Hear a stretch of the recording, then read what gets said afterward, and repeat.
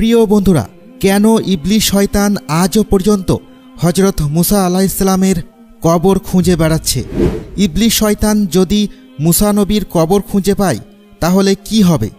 আর কেনই বা হজরত মুসা আলাইহিসসালামের কবর মোবারক মানুষের চোখের আড়ালে আছে? খুবই তথ্যবহুল টপিক নিয়ে হাজির হয়েছি, তাই ভিডিওটি শেষ পর্যন্ত দেখতে থাকুন। আসসালামু আলাইকুম প্রিয় বন্ধুরা, আশা করি আপনারা সকলেই ভালো আছেন।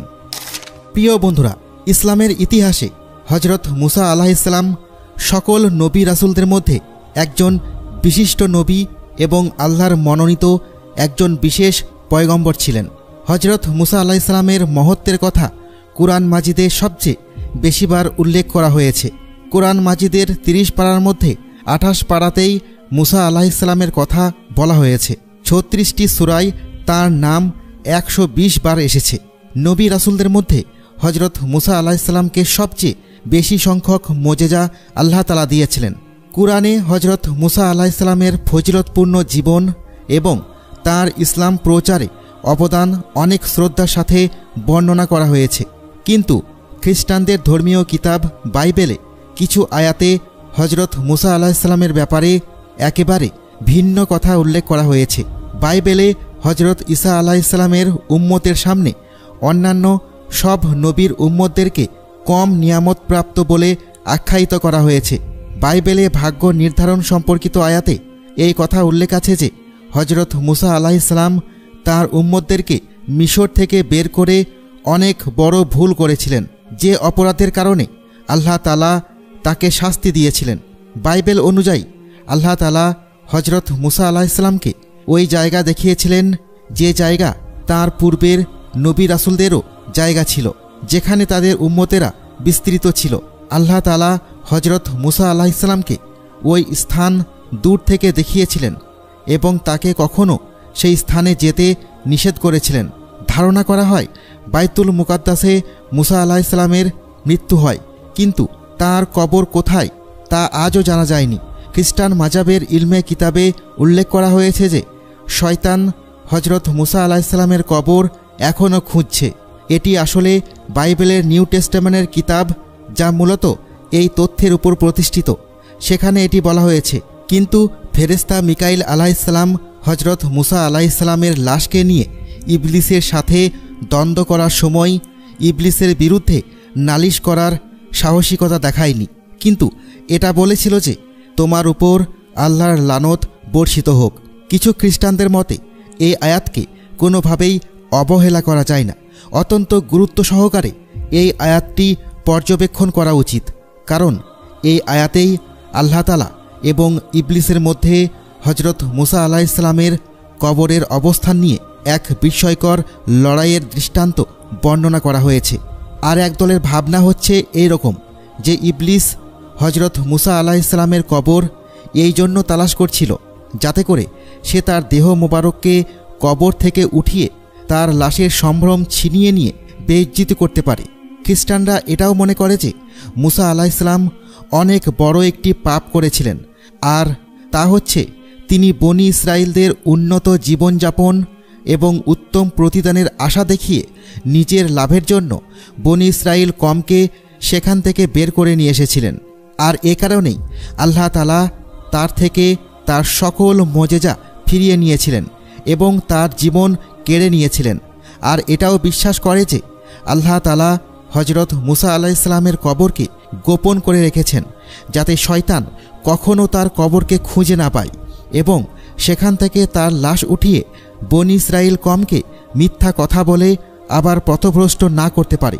আর এ কারণেই শয়তান আজও হজরত মুসা আলাইহিসসালামের লাশের সন্ধানে রয়েছে। হজরত আদম আলাইহিসসালাম থেকে শুরু করে আজ পর্যন্ত শয়তান এভাবেই কোটি কোটি মানুষকে পথভ্রষ্ট করেছে। আর শয়তানের দেখানো রাস্তা অনুসরণ করে আজও কিছু মানুষ মৃত লাশের পূজা করে আল্লাহর সাথে শিরিক করে। এ কারণেই আল্লাহ তাআলা হজরত মুসা আলাইহিসসালামের কবরের ঠিকানা এখনও পর্যন্ত গোপন রেখেছেন। ইসলামের ইতিহাসে কোথাও হজরত মুসা আলাইহিসসালামের রওজা মোবারকের সঠিক অবস্থানের ঠিকানা এখনও পাওয়া যায় না, কিন্তু কিছু কিছু কিতাব ও আয়াত রয়েছে যেখান থেকে মুসা আলাইহিসসালামের কবরের ধারণা পাওয়া যায়।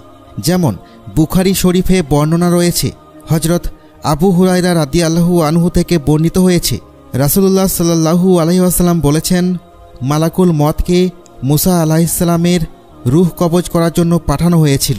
ফেরেশতা যখন তার কাছে এলেন, তিনি তার চোখে চড় মারলেন। তখন ফেরেশতা রবের কাছে গিয়ে বললেন, আপনি আমাকে এমন এক বান্দার কাছে পাঠিয়েছেন যিনি মরতে চান না।